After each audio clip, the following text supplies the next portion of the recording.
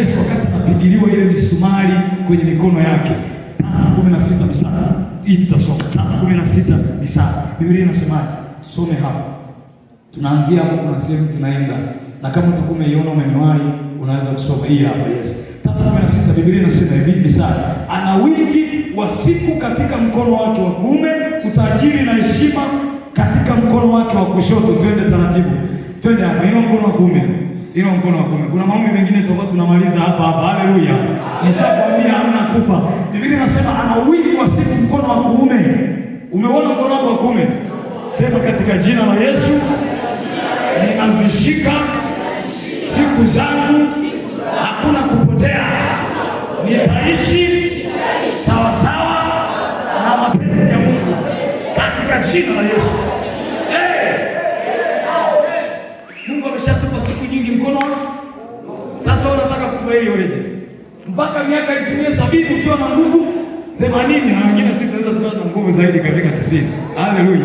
Inasadikika wafupi huwa tunachelewa kuzeeka, si kweli? Injili itapigwa mpaka kutembelee fimbo, bado injili inaendelea. Haleluya. Okay, sikia kijana mwenzangu. Kama kuna wingi wa siku mkono wa kuume, twende mkono wa kushoto. Biblia imesemaje? Mkono wa kushoto. Inua mkono wa kushoto. Biblia imesemaje? Mkono wa kushoto ana utajiri na heshima. Ana utajiri. Kuna watu watuko pamoja. Hapa kuna watu wanakaa. Naomba nyie mliokaa hapo pekee. Heshima kweli, kuna utajiri na heshima. Kwa huku umeshika heshima na utajiri wako. Ukiona watu wanamiliki magari wameuzingatia.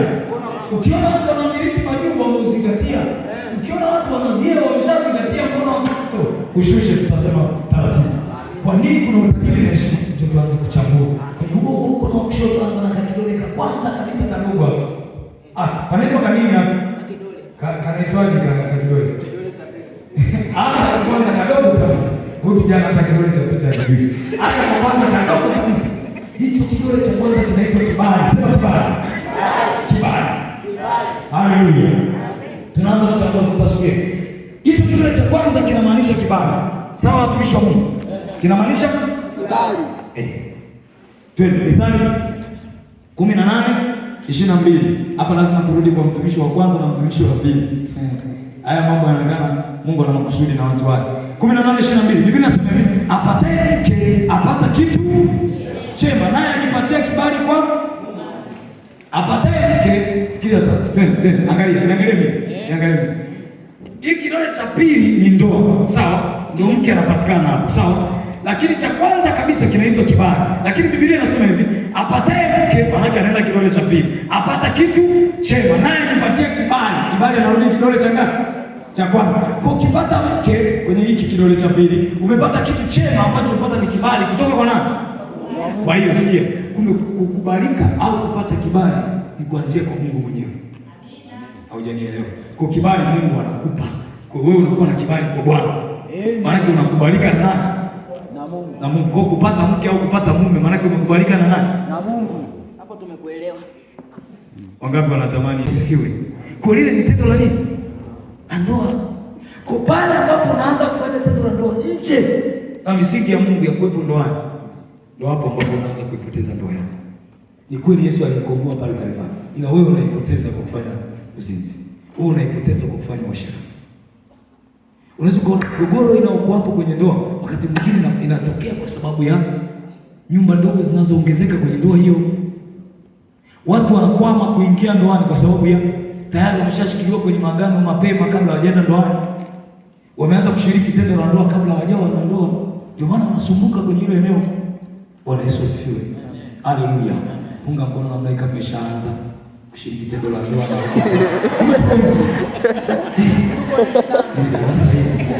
Sasa nimechangamka. Leo tuna darasa nimechangamka. Ndio watu washaanza kushiriki tendo la ndoa na hawajaingia ndoani. Can you imagine? Halo. Bwana Yesu asifiwe. Okay. Uzinzi na uasherati ndio utakaoharibu ndoa yako. Nampenda sana Yusufu alipokuwa anataka kukamatwa na mke wa Potifari. Semaje? Na uwezaje kufanya uovu huu nikamkosa Mungu? Mwamba akafanya? akakimbia, akaacha pale nini kazi, si ndio? Kazi kabaki yeye akakimbia. Lakini kuna vijana hapo akiona hela, hata kama amemzidi, amekuwa ni mshangazi, akaona tu hela, anajua si dondo hili pele limemkuta. Bwana Yesu asifiwe. Haleluya. Vijana tubadilike kwa jina la Yesu. Vijana nasema hivi, tubadilike kwa jina la Yesu. Tumeshabadilika. Alafu njoni kupe siri, utakuwa ujui. Ukiwa unafanya tendo la ndoa kabla ya ndoa, maana yake kweli, mfano unakuwa mfano wa mtu ambaye amebeba karanga kwenye kapu nyingi za kutosha, alafu anazitembeza, anauza karanga, sawa. Lakini akifika sehemu watu wanamuulizia karanga shilingi ngapi, anataja. Sasa mtu onje, unajua kuonja karanga ni pesa. Tunaonja kwanza ndipo tununue, sivyo? Anaonja wa kwanza, anaondoka. Anakuja wa pili, anaonja. Yaani yule wa kwanza anasema karanga tamu hizi, ila leo sina hela, kesho lazima. Anakuja mwingine tena anaonja. Sasa hizi karanga ni tamu kweli, kesho lazima nikuze. Anakuja mwingine anaonja. Sikiliza, ukitembea kwa watu 100 ukawaonjesha, hapo hautabakiwa na karanga, utabakiwa na kapu lililobeba karanga. Sasa sikia, anakuja mnunuzi yuko serious, anasema mimi leo niko serious, nanunua, nataka ninunue hizi karanga. Anakutana na kapu teke moja alichoma ndani. Nini? Alishapoteza, hamna karanga tena, imbaki kapu tu. Haujaingia ndoani ya nini? Usiamshe mapenzi kabla ya wakati, yaache mpaka atakapoona vema yenyewe. Bwana Yesu asifiwe. Haleluya. Hebu punga mkono na mimi kama ushawahi kuzini. Sasa ndio kwa makini. Bado hapo unazingatia. Bado hapo unaweza kuingia. Loki. Bado hapo.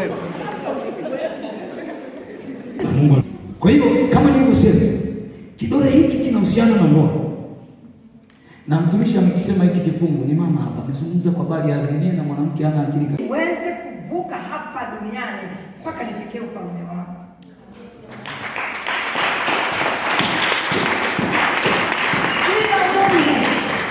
Bila Mungu, bila neno, si rahisi sana. Hivi zamani kumkuta mtoto wa kike anamtumia message mtoto wa kiume kwamba ninakupenda sana, haikuwepo kabisa. Sasa hivi ni kawaida, si ndio? Yaani sasa hivi ni kawaida. Nimeshakutana na shuhuda nyingi. Mama, naomba unisaidie, nasumbuliwa sana. Kuna binti moja ananisumbua, hebu soma message hizi. Nafika mahali na lengwa na machozi kwamba Mungu wa vijana wa kiume tunawapeleka wapi? Hii mitego wanaiteguaje? Mungu ingilia kati. Hata leo wewe unayesikia hapa, ninakuombea kwa Mungu akutegulie hiyo mitego mbele yako. Kukesha kwako, kuimba kwako usiwe bure. Kwa sababu wakati mwingine unaanza kufika hapo unapopujika machozi, lakini huko na nasema sijui Eva kesho itakuwaje. Jamani. Sasa niko hapa kweli hivi, Eva huko kwenda amelala nyumbani kwake. Koma kwa jina la Yesu. Wewe unakuja ibadani huko akina Eva ndio wameuja moyo wako. Wewe udanganyifu wa moyo ninaukataa kwa jina la Yesu. Neno linasema ujikane. Kujikana maana yake ni kujisurubisha. Ili ufike hapa ulipo, Yesu aliacha kila kitu, aliacha ufalme wake mbinguni, akasulubiwa msalabani, ili mimi na wewe tuweze kupata nguvu ya kushinda majaribu. Kwani Yesu hajatufundisha alipojaribiwa mara 3? Kwenye mafundisho yake, ukiyashika yale mafundisho, unapata kitu kimoja tu ambacho kinaweza kukuvusha, nacho ni neno la Mungu. Usipokuwa na neno uvuki. Haleluya. Umekutana binti na Muislamu, anasema I love you. Yaani ninakupenda kuliko unaniweza. Ukinikubali tu na kuingia ghorofa. Ukinikubali funguo za gari hizi hapa. Ukinikubali funguo za gari hizi hapa. Sasa nitakiangalia funguo. Huyu Yesu tangu nazaliwa namsikia tu. Yesu anakuja, mbona sijamuona? Bora tu nikatembelee gari la kifahari. Ndugu yangu, binti yangu, mjukuu wangu, kama alivyosema mtumishi, huo ni mtego. Unamwacha Yesu, unapata vitu vinavyopita. Mwingine anahesabu miaka. Sasa angalia, waliozaliwa nyuma yangu tayari wameshaolewa. Aliyekwambia Mungu anaangalia umri ni nani? Yaani kama tunavyokufa ndivyo maisha ya mwanadamu anavyoangalia Mungu. Usijifananishe na fulani. Yaani yule tu miaka 25 ameolewa. Mimi leo nina miaka 30. Miaka 30 yako mbele za Mungu sawa sana miaka 18. Usihesabu miaka. Muangalie tu Yesu aliyeandikwa kwa ajili yako. Na wakati mwingine Mungu anaangalia wachuma unaowapata.